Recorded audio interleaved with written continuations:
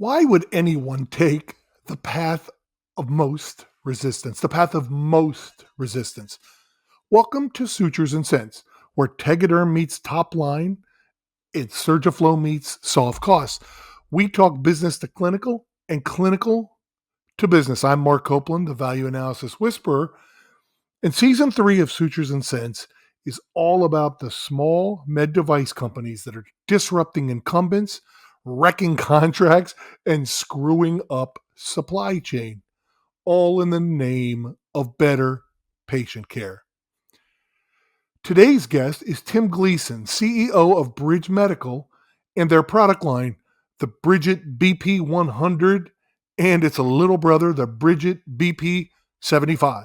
Tim was founder and manager of Novasight, which was acquired by IQVIA.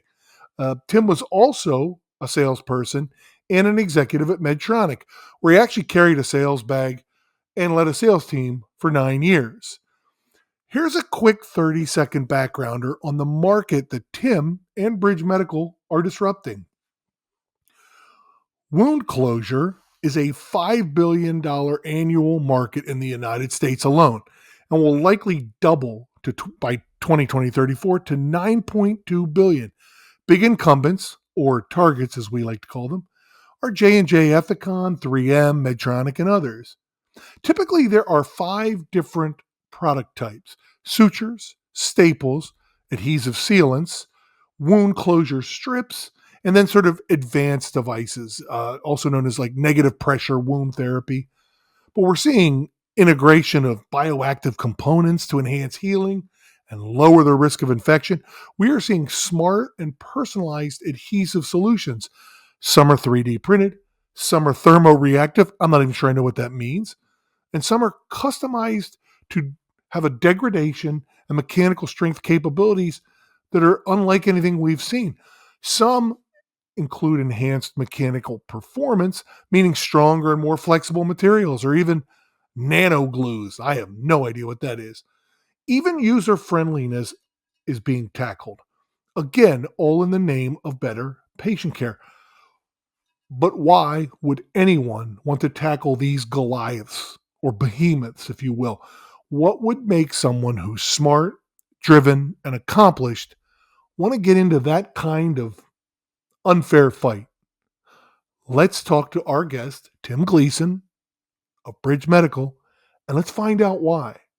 All right, so Tim, here's my first question I like to ask people. Sure. Tell me what your product is in a couple of sentences, but act like I'm your neighbor. Like I'm not somebody who's been in med device, who's never been in a surgical procedure. What the heck is it, and how's it different? Right? Yeah, for sure. I think that's me being a non-clinician. That's how I talk. And then when our CMO, also our founder, talks in clinical terms, I say, explain it to me like I'm your neighbor, but something like that. So the way I always explain is I set up what are we setting out to solve. So today in the US, there are over 92 million surgical procedures where the skin is cut and then needs to be pulled back together and closed up, whether it's a knee, a hip, plastic surgery, breast reconstruction, 92 million surgical procedures that need some sort of final skin closure. And of those, 6 million will end in a wound complication. So 6 million will end up, whether it's an allergic reaction to surgical glue and mesh, whether it's a something that's in the incision that's constricting. So now you've got this, big chunk of the population that has an issue. And then you go further and then you say, so why do we put up with that? And then how do we make healing better? And so in those terms, we set out as an organization to solve that problem. So have no allergic reactions, have no foreign bodies into the final layer. So you remove that final, foreign body in the incision site, and then have great outcomes on healing. And what does that mean by great outcomes? It means less open wounds, like meaning the incision pops open and gets potentially infected. Mm-hmm. You have better looking scars, which very few people have even attempted to solve, because the scar is visible to the patient and then the community around. Let's take a knee. The knee that you've fixed Nobody sees, it's how you feel. So what you see versus how you feel are two different things. So what we do is we are a hypoallergenic force modulating tissue bridge that sits on the, actually I have it here, sits on the skin and has the ability to offload tension right down the middle and do it in a way that is decreasing open wounds, has no allergic reactions, and has in a randomized clinical trial better scar outcomes. So, Can I compliment you? Please. Because Love compliments. Yeah, because and I've yet to have somebody go, no, please don't. Yeah, exactly. But you and I talked about this off air. I believe sales people, I think it's an honorable profession when done right. And I asked you what your product is, and you went right to the problem. Yeah. And that's what I actually think most salespeople should do. Yeah. And don't. So I wanted to compliment you on that. And then you got, for those, if you're listening, you won't see it, but if you're watching, you'll notice Tim actually has it on his arm to display and demonstrate it. Always. We've got roughly 18 employees. Every single one of them has some body part that has this on them at all times. I could tell you we're at we're at the PA trade show in Las Vegas right now.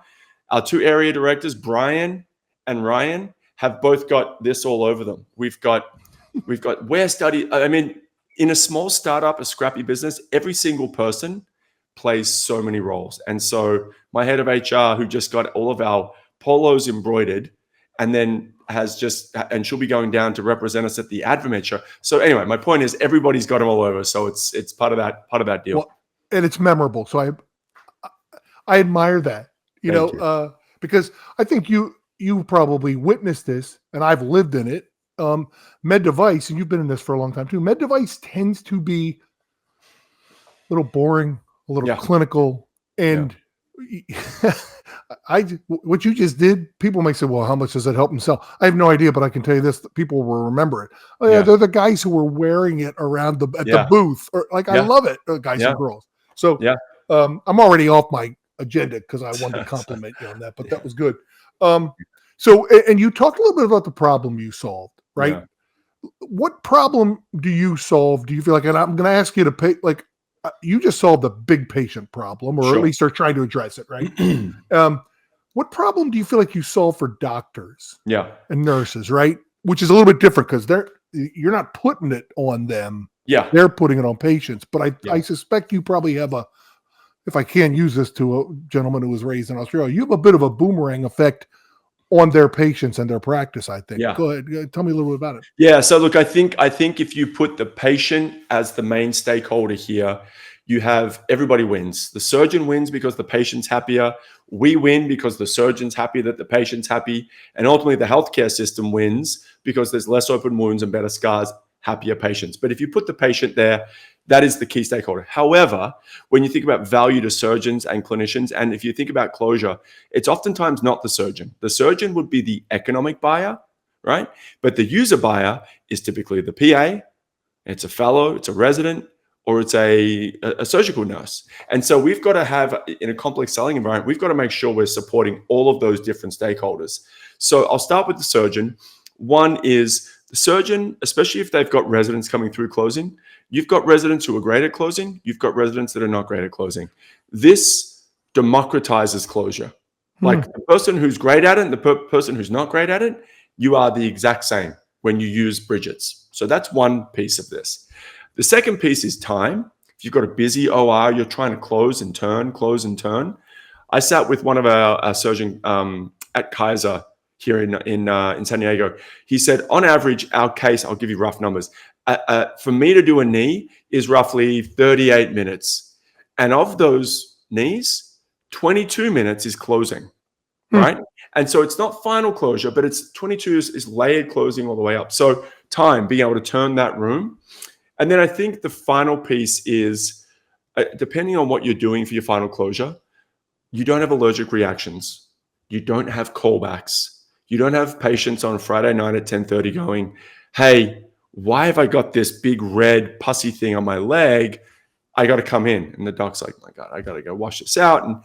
And so I think what I've learned over the last probably 15 months since joining Bridge is that being able to have the patient have a great experience is also a byproduct of making sure that the surgeon doesn't have to have angry patient calls late at night.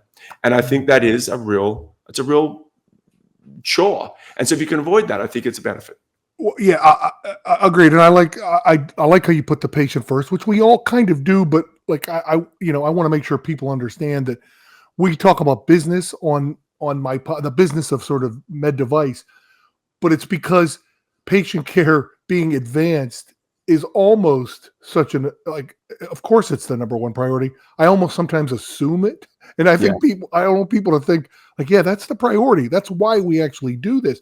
Now, do you with your product, with your I think it's like it's the Bridget BP100, and then I saw like I was calling it its little brother, the Bridget BP75. I think Correct. Probably shorter.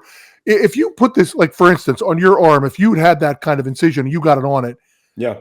Do you have to come back to clinic to remove that? No. Okay. And that's why I was going to go, like, depending upon your closure method, especially if it's staples, which are not as readily used, but they still are used. Having to go back and have somebody remove staples from an incision oftentimes creates more of a, let's call it a patient experience, negative patient experience, than the whole procedure. So these come off on their own, depending on the body location, roughly 10 to 14 days on knees, roughly 14 to 18 days on hips. And then on breast, where we're doing compression, anywhere there's compression, foot and ankle, they can be on for 3 to 4 weeks. Okay. And the whole premise is offloading tension, right? So if they're offloading tension, which means they're improving vascularity at the incision site, which has all those knock-on benefits. Okay, yeah, and I like there's a mechanical advantage basically designed into your product. Not to mention, and it's funny, I think a lot of companies focus on their mechanical advantages, but don't talk about, hey, the Friday night phone call or the hypo. You can say hypoallergenic, but what it really means is something. I remember seeing this on a competitive product. You probably know all about it. By the way, Tim and I didn't talk before this. Like I've never sold in wound care. I don't know much about it. But like, I know there's a major commonly used product on the market that 10% of their patients have some sort of allergic reaction. Yeah. And I know people who've had it and they think, am I getting an infection? Is this normal? And frankly, it 1 in 10 is kind of normal, but it's not an infection, but they don't know what to make of it. What's the first thing they do? They call the doctor's office and they either get the PA, the nurse practitioner, or the physician.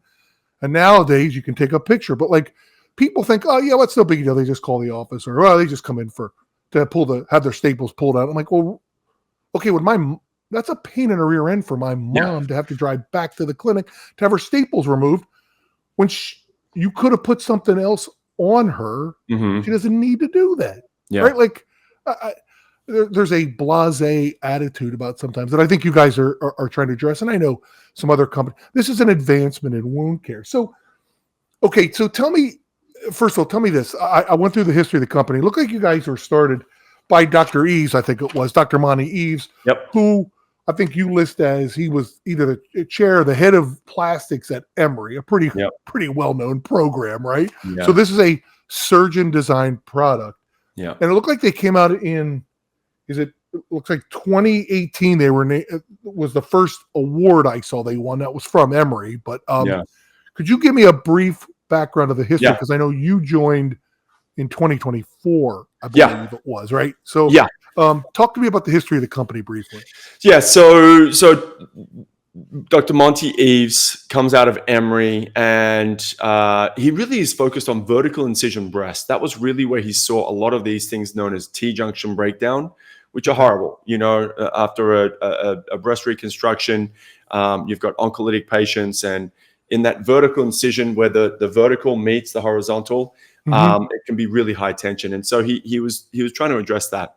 2018 comes up with the idea. I mean, he works on this for years, nights and weekends. Tim, when you say high tension, meaning it's naturally pulling apart? And correct. You're holding together, right? I just want to make sure I'm using the right term. Yeah, sorry. So if you could see my hands at that T junction there, this little area here where the IMF meets the vertical incision, the inner mammary fold meets the it's pulling in all directions. And so you're suturing this, trying to pull it close together. And you have, some say as high as almost 20% plus breakdown in that area. And it can be catastrophic. It could be literally a big opening. Especially in those oncological patients that you were talking about, where like they're not healthy. Their vascularity is probably compromised to a certain extent. And now you're making an incision that's very difficult to hold together, frankly, right? Like in layman's terms. Exactly. Yeah. And so again, I'll give you up until 2022, it was a lot of development, a lot of working, a lot of prototyping, a lot of IP, right? Monty, who is in the business, I speak to him 10 times a day. He is such a weapon. Like he's the 7-foot center that you want on a basketball team, but you got to know when to bring him in. And so I've learned that over time, and probably with me too. We've got to figure out how to yin to the yang. But so 2022 is when the revenue starts. 2022, the product launches. 23, the revenue starts. A couple $100,000 in revenue, but candidly was struggling. Right? Was trying to figure out how to commercialize. Mostly in plastics. Is that where it started? Exclusively. Only plastics. Yeah. And so I was introduced to Monty through an advisor of mine who's now our chairman. And he was introduced to Monty through his brother, who's a plastic surgeon. I'm giving you a lot of background here, but no, this is good stuff. Okay. All right. Ultimately, I had sold a company. I'd started a venture fund. I was not interested in very small, early stage making market type of businesses. I said, I won't do anything that's kind of zero revenue starts again. But I sat with Monty and I gave him some counsel. He had asked for a meeting, and I said, here are some of the things that I would do, but I'm not interested. It's a bit outside of my sphere.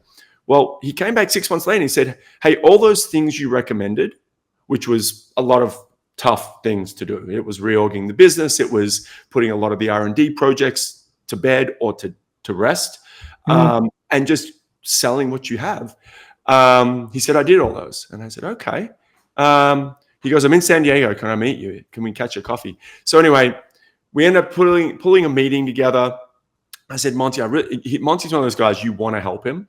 But I knew that, and I was sort of not working. I was very happily consulting. I knew that if I was going to get involved, it was going to be 110%. So before I did that, I had a dinner at my house down at the fireplace. I can see right down here. And we had a bunch of networked medtech, so former board members from my first company, friends, family members, some ER surgeons, some OR surgeons, and Monty presented to everybody. I said, I'll put this dinner together, you present, and let's just see what they say. Maybe somebody in this group will be a good person to jump in and help.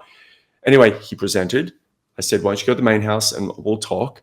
And we all talked. And that dinner was pretty fortuitous because everyone said, wow, this is way further along. The former CFO of NuVasive was there. The former CFO of CareFusion was there. And they said, this is way further along than we thought. And, if you're going to jump in, Tim, as the CEO, we'll rally around you. We'll help try and make this happen. And that was basically February 2024. That's how we got here. And you came on, I saw February 13th or 12th, 13th of 2024. What was the first thing you needed to do? First of all, the fact that he listened to you and implemented some of those things is a sign that he was actually listening and that you guys connected on some level, because he's not just going to jump in and do what you say because you might be good, but it's very few people that are good. Right? Who am I to this business and who am I to him? Yet I think Monty was at a point in time where he said, I need help. I know what I'm good at. I know what I'm not good at. And I need help. And I will let you be the CEO. And, I obviously invested a significant amount of money. Yeah. And so we're all vested in this. But that was one of our concerns, or one of my concerns was, is Dr. Eves, the CMO and founder of this business, willing to listen to my direction? And so the first thing I did, I said, I think we need to change the name. And that didn't go well. That was not well received. I'm like, holy smokes! Now we're gonna get into like just a naming convention, which I've got a pretty good marketing and commercialize, and it took me like that gave me chills because I was like, oh, dude, am I gonna have a tough time convincing Monty to do certain things? And to his credit, he said, I don't agree. The name's great. We this is our baby. And I'm like, okay, well, the way that it's spelled is great for a product, but it's not great for a company. BRIJJITT or IITT. It was a lot of J's, a lot of A's, a lot of. I said it's really tricky to spell, and I think 4-letter names are way more digestible. And so he went and did an A/B test with his trusted advisors, and they all go, yeah, that makes sense. So that was the first thing we did, was rebrand the business, and I think has been a phenomenal sort of asset to the business so far. Yeah, well, it's much more memorable. It's much easier to identify and frankly spell. Like when you got I, J's, I's, they all look the same. Yeah. Right? Like, let's be realistic. They actually look the same. So, okay, so you do this in early 2024, Q1, Q2, 2024. Sales are approximately where the year before we did about $250,000-$300,000 in sales. Yeah. By the way, congratulations to the people that were doing that by themselves before you totally. That's incredibly difficult to achieve. It's incredibly difficult. How many docs I've met post joining who've got a great idea but haven't taken it out of the idea shelf. Monty and his team and his crew were able to raise money. They've got the broadest IP portfolio I think I've ever seen of a company that was doing 300 grand in revenue, which to his credit, and also a little bit of like, okay, but we got to save the money to go commercialize. But yeah, they went through the process. They went the filings. They did a huge IP play, and they got revenue. Like that's not easy to do. Yeah. No. And I always felt like I've been with some very early startups. Some have done really well. Some have failed miserably. It always seems like the first one or two are the most difficult and the most expensive to the company. And they a couple of them can bleed you dry. So I have a tremendous admiration for anybody that gets to that point and past it, regardless of how they got there. So, okay, you've changed the name. You've started. You guys have figured out where he belongs. You figured out where you belong in this. And how do you attack now from a sales perspective this market, right? Because you have some customers, but they're almost all plastics or all plastics, it sounds like. And so tell me how you proceed then through the rest of 2024, scaling a little bit. Yeah, so I will tell you the first thing I did outside of the rebrand was I hired the executive team from my first company, Novasight. And that's really important because it allowed me the freedom to be able to think about what to do next, knowing that the team I had in place was doing exactly what was needed to do next in each of their different roles. So we ended up hiring five or six of the former exec team. They were all in, which was awesome. Nobody's getting paid a lot of money, candidly. Everybody got equity. And I said, look, we had so much fun on the last company that this was like, it was kind of a no, like, let's do it again. This is going to be awesome. Let's do it.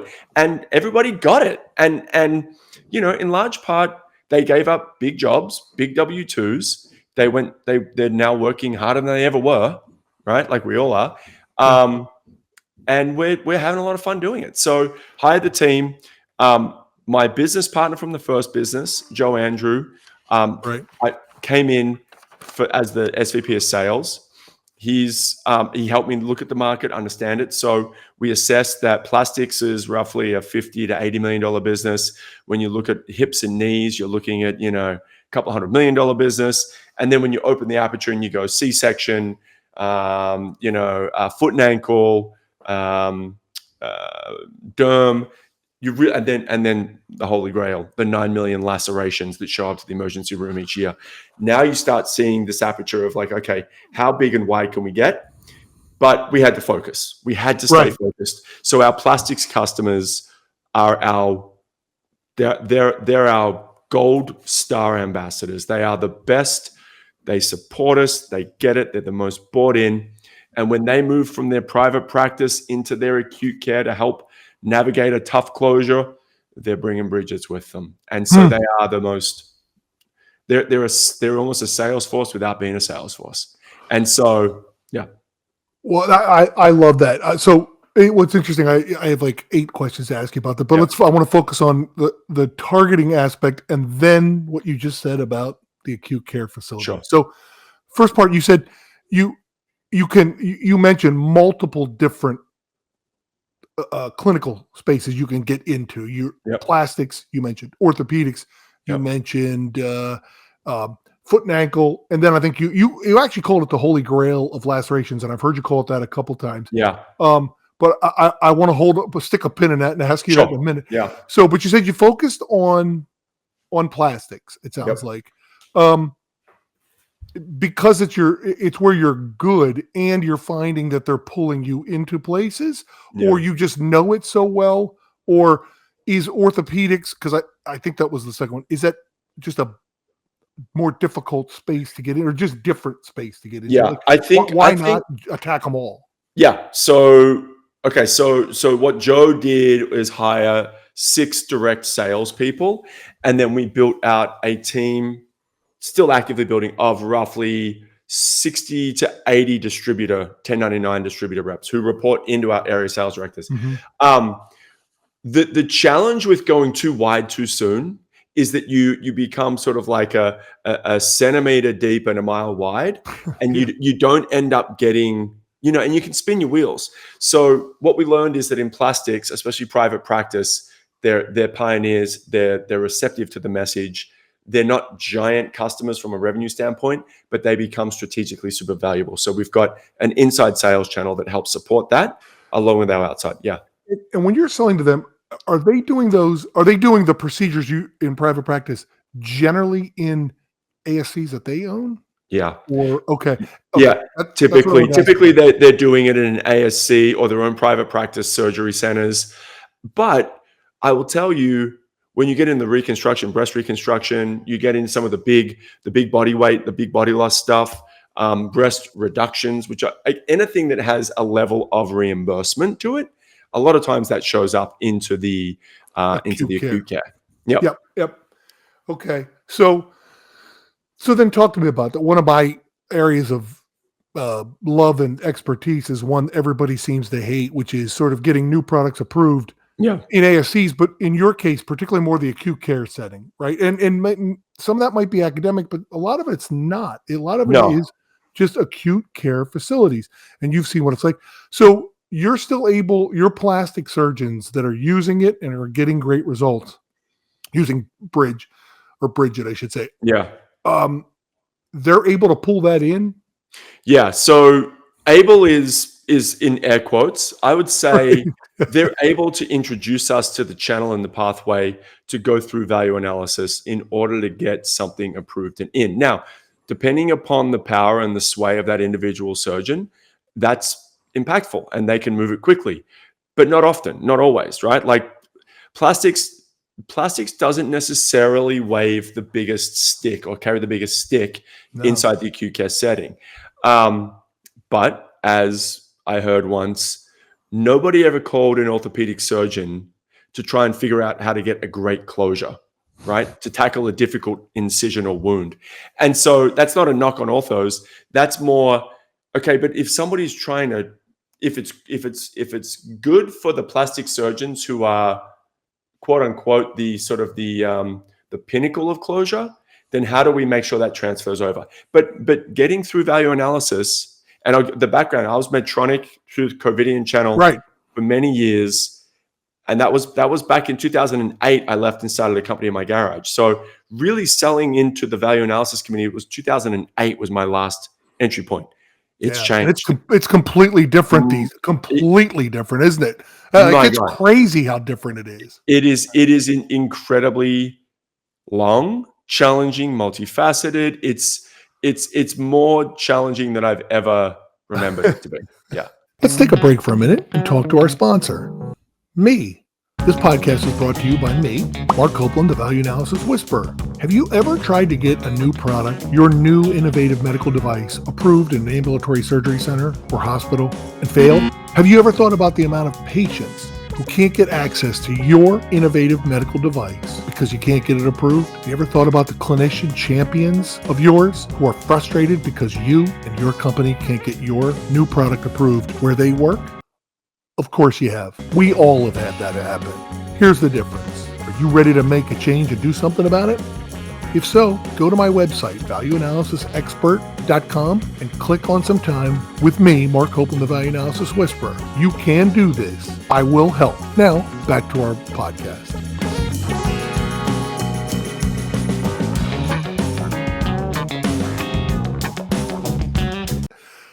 So make a value analysis case Yeah. now to a health system or a hospital that yours would make sense, because I don't know, and again, I don't know what yours costs.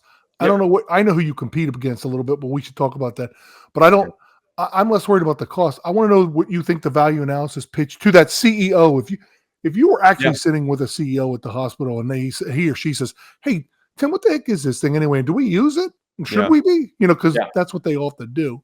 What would you tell them for that would matter to them? Sure. Well, again, how long is a piece of string?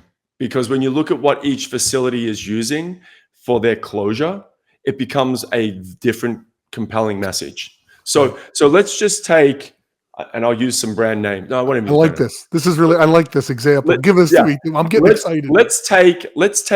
let's say you are using sutures to close, a barb suture to close the layers, and the final suture you do a running 4-0 suture, and then you're putting over a mesh that's combined with a glue, which is Right. very, very common, right? Very, And very then typical. there's a lot of companies out there, a couple of companies out there that do it.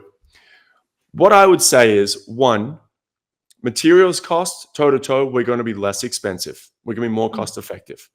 Two, we're also going to be quicker. So you're talking about OR time, and they're going to say, yeah, but if I can't add another case, it doesn't matter. I say, They're fair wrong. enough. Fair enough. However, what I would then turn around and say is, but this is about giving a little bit of laxity in the OR movement and time. So the ability to move freely between cases and not get pinched on time. So again, we've got materials cost, we've got time, we've then got outcomes, right? We're going to have better scars, better lower open wounds. So again, that is proven in our RCT. I was going to say, you have data to show that you did an Yes. RCT. I didn't see I didn't, I know you were doing one side and the other versus, and you measured it. So that was part of your RCT, which is a pretty good way to do it. Yeah. So then again, so if I think about value analysis, it's time, surgeon state of mind, SKU minimization, patient outcomes, and then cost. Now, all of those have to be addressed. And I think we can address all five of those things. And so for me, our biggest challenge as a small company is not having a compelling message once we get to a VAC. I can tell you, once we get to a VAC, we're having north of 80, 85% hit rate.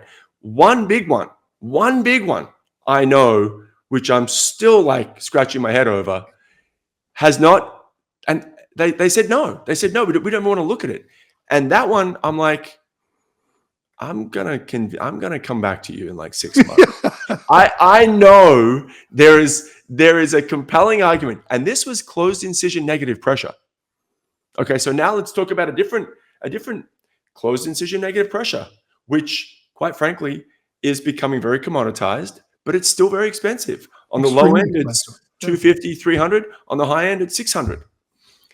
And we believe the mechanism of action in closed incision is actually offloading tension. We think we can offload tension at a fraction of the price and actually prove it, because you can see it. So again, I don't want to get into like he said, she said. Our biggest challenge is getting an audience as a very small company. Yeah, it's funny what we see a lot of times is, and I talk to companies, I'm not going to say just like yours, but that are similar that have like a great clinical case and a great business case. I mean, they're like, and they're legitimate, like legitimate, excellent business cases. And the problem has become they're delivered poorly or they're delivered to the wrong audience or Yeah. both. Yeah. And I suspect what you said, like you actually described, like when we get to those folks, we Yeah. don't need much time, but what we get to make it that we win 80 some Yeah. percent of the Yeah. time, which I know companies right now that would, there's some things they do to just have half that success rate. But Yeah. I suspect where you're winning is when you are getting to those people Yeah. and you just want to try to replicate that. But I love it because you're a perfect example of an improvement. It's better for patients. It's better for doctors. It's probably better for health systems and Yeah. hospitals. How the heck do we present it to them? How do we Yeah. get there? And Yeah. it's become you and I are both in the business in '08. I used to walk to materials management, explain to something. If somebody's supply chain didn't understand it, they were nice enough I could go up in 10 minutes and explain to them. Now they might not always approve it, but you could do that. You had an audience. Yeah. Today you can't, right? Totally. Like put it through some portal, put it through Yeah. green light, do this thing through Lumiere, and our Lumia. Yeah. decision-making team is behind the Yeah. walls of the Vatican. And if white smoke comes up in 18 months, congratulations, you're approved. And Yeah. that's what it feels like to a lot of companies. Yeah. So I'm glad you're winning, and I'm glad you're getting to some of those folks. And you're right, like we can't make every customer. If we could, they wouldn't need us. But like if we Yeah. these customers, at least we want them. You and I can live at night knowing, or sleep at night knowing that they're at least getting all the information. They can make an informed decision. Yep. What they choose to do is ultimately up to them. They're the customer, but Yep. you want to be able to go side by side fairly. So okay. So do they ever bring up the fact that like you? I mean, I would think that part of the appeal of your product is way after the procedure is done, where they're not having to come back to have things removed. They're not coming back. And I could tell you, there are clinics. We helped one company talk to a big health system with a different product, but it was similar. They were having callbacks around 10% of the time, different. And the health system just didn't know it because Yeah. nobody was talking to each other. Yeah. This rep talked to everybody and said, "Hey, you do like 8,000 of these patients a year. You have 800 people coming into clinic or calling or complaining about something that you don't." And as soon as they heard about it, they're like, "We're switching to you right now." Yeah. They just didn't know it. Yeah. But it seems like you guys have a case for that as well. I like that you help with that. So I know you compete with the big boys. Yeah. Right? Look, you're a smart guy. You've been successful. You were with Medtronic. What would make somebody like you go with what I call the path of most resistance? Yeah. Like you didn't need to do this. No. Why do you want to take on Ethicon? Why do you want to take on Medtronic?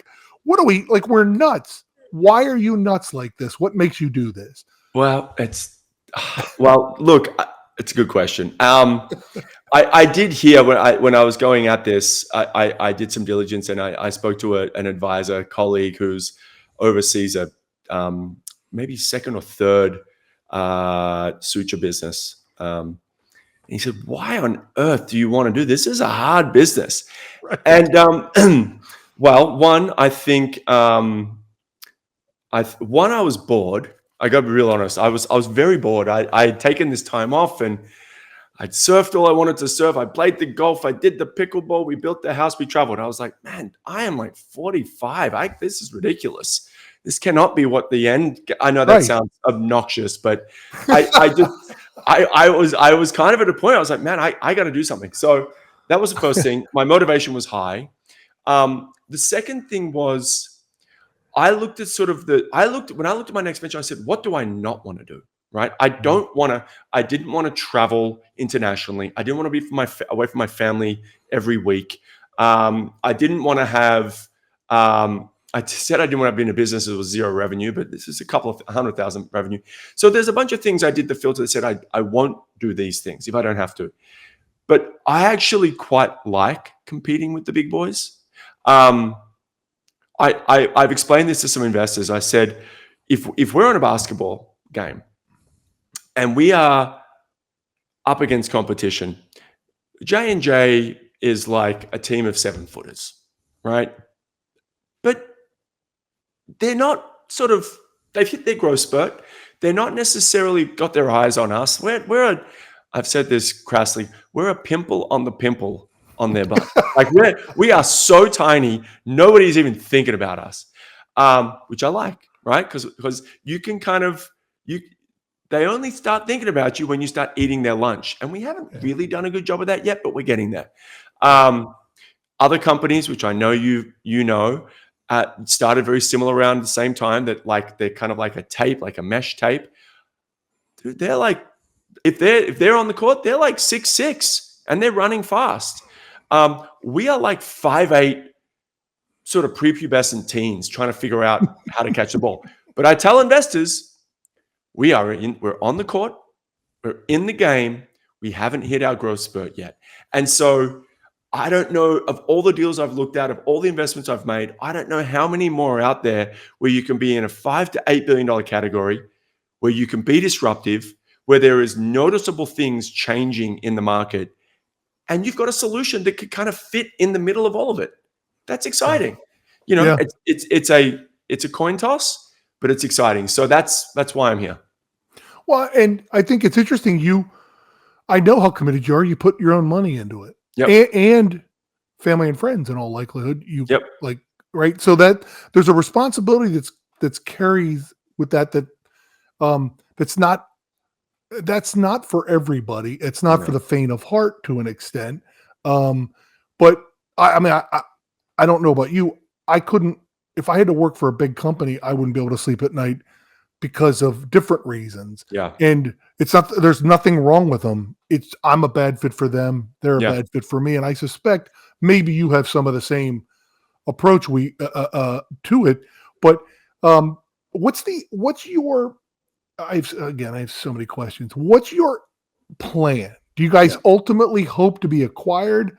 Do you hope to acquire? Do you have it map it out? I mean, I don't want you to have to talk about something that only you and your investors really need to know, but how much of that are you willing to share with the general public? Yeah. Look, my dad always told me, he says, you never build a business to sell it. You build a business to be competitive, to have a great place, a great culture, to have employees who have upward mobility, to have fun. Like, as sad as that sounds, this is fun. Like building a business is addictive.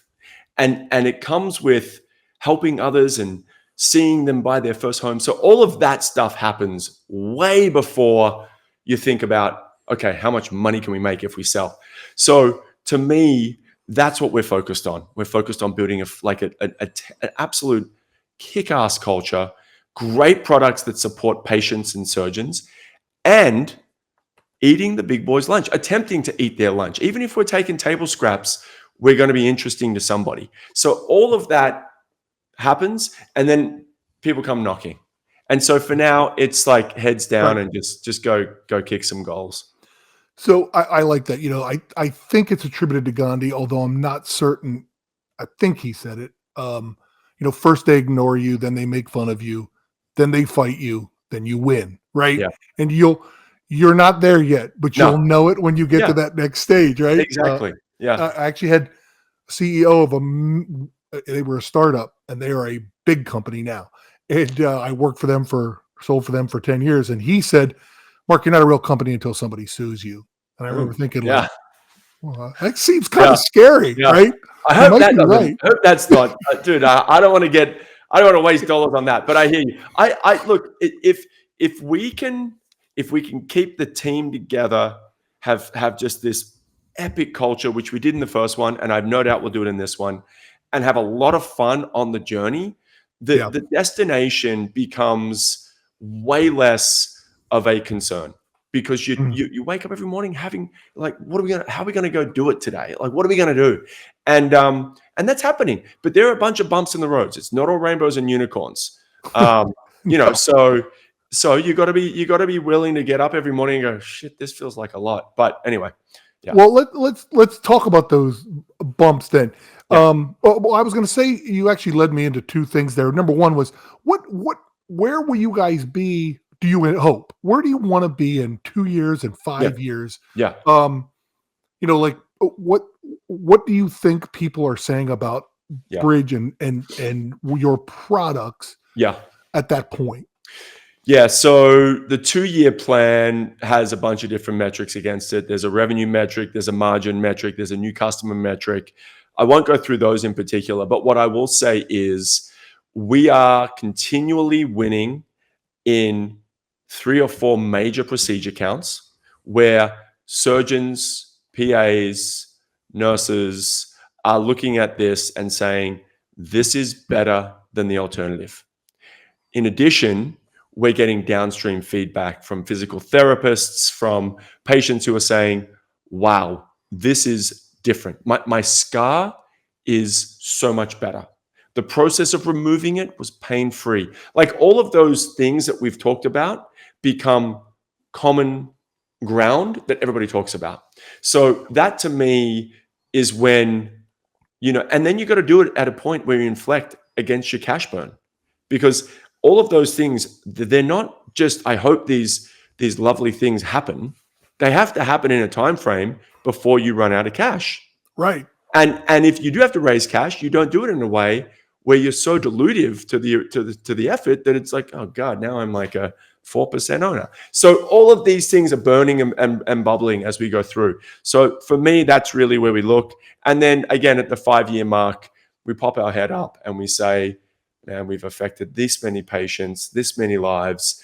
We've got a culture that's rocking. We have an annual kickoff where people show up, and it's like the old days where we have a blackjack holiday party. It ends with beer pong, and like all of those things are cranking. Like I know that's possible. We're just in that early infant stage. You're not there yet, but yeah, you're getting there. Yeah, like that's funny. And when you do, that beer will taste even better. exactly. Because you sat there and said, this is a sign we've gotten somewhere. Yep. So talk to me about some of the bumps. I saw you guys are starting to advertise and maybe go to some of the courses, the orthopedic stuff. Yeah. So obviously you were predominantly plastics. Are you still predominantly used in plastics? Yeah.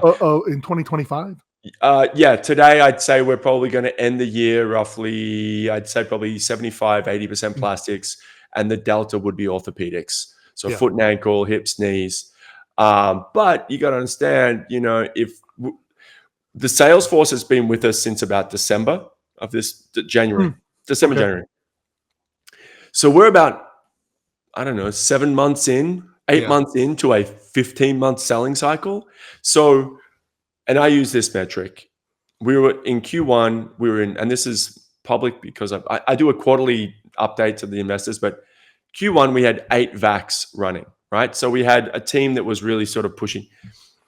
At tail end of Q2, we have 43, right? So those are canary in coal mines that I like to see. And on the assumption Joe and his team are doing all of the right things to make sure we're seeing these things through. If we've got a roughly 80% hit rate, we're going to be heading in the right direction. An acute care orthopedic customer can turn the revenue line very quickly, right? So that's kind of where we are today. Yeah, I like that. And that is a really good early indicator, because that means clinicians like it and see the value. The question is then, can you convert? And it sounds like you guys are doing a very good job of that. So I applaud you on that. Are you, tell me about your sales strategy, and some of these bumps you talked about. You said it wasn't all unicorns and forget what the other thing you said was. Rainbows. What are rainbows and unicorns? Yeah. What are some of the non-rainbows and non-unicorns that you guys have bumped into, which is standard? I mean, it is. There is no map for this. What you guys are doing, you're Lewis and Clark, right? Yeah. Nobody's ever done this with your product before. Yeah. So what are you running into that you didn't anticipate? What are you struggling with? I'll tell you, I had my eyes set on like an 8-month VAC to first order sales cycle. That was a bad assumption on my behalf. Some people are able to do it. There's companies out there that seem to be sliding in through the back door or the window or somehow getting through. And we're not able to do it, or we haven't had success doing it. And quite frankly, we're following the pathway. So that was one that I had to reset as we look at our cash burn and expectations on the year. There's some supply chain stuff that we had to work through. We had to get the economics in line, and that was a bit painful. Some customers who'd been with us for a while. Yeah, go ahead. I was going to say economics of the pricing of the product. Yeah, or economics. We had to raise the price. We had to raise the price. I mean, the way that we were sitting was not going to be a sustainable economic model, and we had to make some hard choices. We didn't lose any customers. I shouldn't say that. We may have lost some of their usage, but we didn't lose customers per se. And so that's always a gamble. Those are like, oh man, I got to figure out. We got to figure out how to do this collectively. We got to hunker down in the foxhole together and really get a good message out that this is not us trying to gouge. This is us trying to survive, in large part. And once you get those things in line, then you can start forecasting a little better into the future. Hey, on a revenue of X, a margin of Y, we can hire 2 more salespeople, or we can launch our next gen product, Bridge Seal. We can do all these things once you get, but there was we were doing a lot of heavy lifting in the first sort of half of the year. Yeah. Well, we were talking about that. Like the first ones are always the most expensive, and that sometimes it shows up that way. Your sales force, if I remember, you said you had six sort of direct, and then you have something up to like around 80 salespeople that are talking to some extent about your product, hopefully every day. Yeah. Like any difficulties there, because sometimes these folks are oftentimes they're carrying multiple products. Yeah. How do you get them to talk about you from time to time? Yeah. Well, I would tell you, I've never had sort of a third party, a distribution channel. I've always had direct salespeople. I don't know, man. I think we're learning how to be a good partner to a 1099 distributor salespeople. I don't think we're perfect. I think we do a tremendous amount of training on the front end to try and get them really thinking about closure, because not everybody's had wound closure in their bag. And I think that can, like, before they've even sort of had one conversation, they're like 4 hours deep. So in training, and I'm kind of like, okay, like, I'm not sure we've got it figured out yet. Those folks, and it takes a time, using your. Go ahead. I think that's hard. By the way, people who I've been 1099 and I've tried to get 1099s to sell my product, and it's nothing. It's difficult. It's not, and I don't envy it, but your alternative is to go spend multiple millions of dollars that you probably don't have on a sales force that you can't afford. And and I was going to ask you about social media, because I feel like you guys do a pretty good job of social media, hopefully making it easier. But 1099s, it's the way you should be going, but it doesn't mean it's easy, right? No. Like, it's hard. No. It's really hard. And I think it's two parts. It's not just us not having our act together, because we did in early days. There were certain 1099s I would have loved to have had a deeper conversation about structuring a program. By the time I got back to them, because I was spinning so many plates, they're like, "Hey man, I moved on. I'm with this company now." I'm like, damn it. But with that said, there's also, within the 1099 world, there's folks that are like, "Hey, I tried it, it was tougher than I thought, and I'm not doing it anymore." And you don't know that. You don't know that until you're like, "Hey, how's the patch going?" And they're like, "Oh no, I'm kind of done with that." I'm like, "Oh, okay." So there is a lot of learning going on as it relates to how do we find the right people with the right culture, and how do we be the right vendor for them. It's not a perfect science, but by any stretch. No. I actually think more than anything, and I think people who don't do what you do, and what the companies I've been involved with, they think you have a clear strategy and you go, "Yeah, here's exactly how it is," and you do it. It's more. There's a lot more experimentation and rapid iteration than I think people know, and that's sort of what you just described for your sales force. Where do you guys hit a home run? Like, who are your distributors or types of distributors that you say, "Man, if I could replicate what they do. Yeah. Because there's all like, what are they? Who are they? What do they do? Who do they sell to? Like, Yeah. tell me about that. Yeah. So, I would argue it starts with cultural alignment. Like, hey, do I want to have a beer with this person? Like, are we on the same page? Right. And we try to flesh that out a little bit. And then we talk about, just your top 10 relationships who oftentimes, and we were guilty of this. We say, hey, why don't you take Texas? You take the state of Yeah, Texas. And yeah. all of a sudden they're like, yeah, okay, great. I'll take Texas. And you're like, how's Houston going? They're like, well, I haven't been in Houston in like 4 months. I'm like, why does this guy have Texas? So we've learned this, being very precise about where the individual can be successful and trying to help them be successful, set them up for success. So, a relationship at a Duke, a Stanford, a UCLA, where they go, hey, I've got 3 great docs. Like, just let me try this with 3 of my great docs.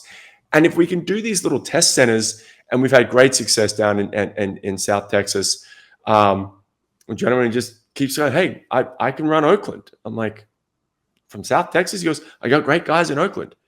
And we go, okay, we trust because he's had success and he's culturally aligned and he responds, he tells us what he's up to.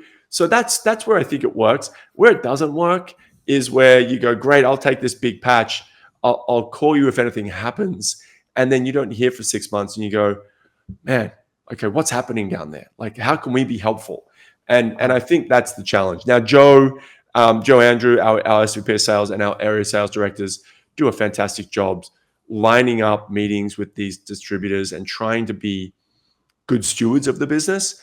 But it is a bit of a experiment a lot of times. Yeah. Yeah, it's hard. And it sounds like what you're describing is what I experienced on Yeah. both sides of it, and you used to hear investors would say, hey, who's got Oregon? Yeah. And you're like, Yeah. what do you, well, we need, like, you got to get a pin in Oregon. You spend like 10 months trying to find a distributor in Oregon. And you're like, Yeah. Moved so we on. can put a pin in a map. Right. Yeah. And I think what you're describing is pretty, I think there's a lot of people, if they're listening to this, they're going, yeah, me too. Same thing. So I hope you take some solace in the fact that you're not the only one where you're describing it. Anything I had anything that you would love for Santa Claus or whoever it is that comes to your house once a year, Tooth Fairy, and drops something under your pillow that you're like, boy, if I had that would help. You mentioned on one of your talks strategic commercial, I think it was strategic partnerships. I don't know if you meant a big company who wants to license it from you, or if you meant a great distributor in Oregon. Yeah. What did you mean by that? Yeah, strategic partnerships. So when I was presenting at MedTech World, we've raised money and we're not, my goal there was to find strategic investors, and that might be, an orthopedic surgical fund, or, surgeons who, have sort of, can smart money, right? Like people who come in and go, I'm not just going to put in a couple $100,000. I can also make an introduction to here, or I can help you with this, be an advisor on this.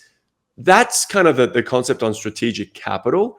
But strategic partnerships with larger organizations, I haven't seen it done really well a lot, but certainly, as we think about how do we go deeper and wider, it's endpoints. How many endpoint conversations can you have every day? And right now, we're not having, we're small. So we're having as many as we can, but that would be where a strategic partner would come in. And I am talking about a large medical device company that looks at what we're up to and says, hey, that might be interesting for us, but we're not looking at acquiring and we're not looking at selling, but we might do let's do a pilot in a bag and see if it makes sense. Those always have, again, coin toss opportunities, because does it fall to the bottom of the bag? Are we getting enough attention? But that was really the point there, is that, a strategic partner. Would that be what Santa Claus would put under in your chimney? I would say that would be a good start. I'd say also where we're going, but it's taking longer than we want, is just our clinical studies to be done that are, orthopedics focused, highlight zero allergic reactions, but also highlight offloading tension and the value of that on an incision. Improve Yeah. vascularity, decrease open wounds, better scars, happier patients. Like that to me is the holy grail of just a really tight story that we've got it in plastics in spades, but we don't have it in orthopedics yet. And we have to kind of cross-sell plastics data into orthopedics. They're kind of like, well, it's breast, we're knees. And so we've got that coming. It's all ready Yeah. to go. 438 patients. It's just not done. It's not written yet. Yeah. Well, but that's the whole point of this podcast is you're getting there, right? Yeah. Like that's the concept. And I applaud you guys for doing things. I don't know if you do it on other platforms, but you guys are pretty noisy on LinkedIn. Yeah. And I would say that's good. Like like you wear it. If nothing else, you're wearing it on your arm, and it makes people you're memorable. Yeah.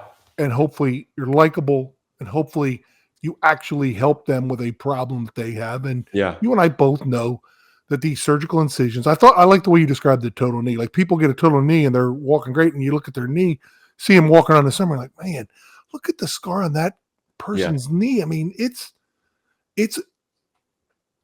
I understand why they have it done, but it's bad. Yeah. Not to mention the laceration I see that you have in a picture on a kid's head, or the breast reconstruction in a 68-year-old female who's breast cancer.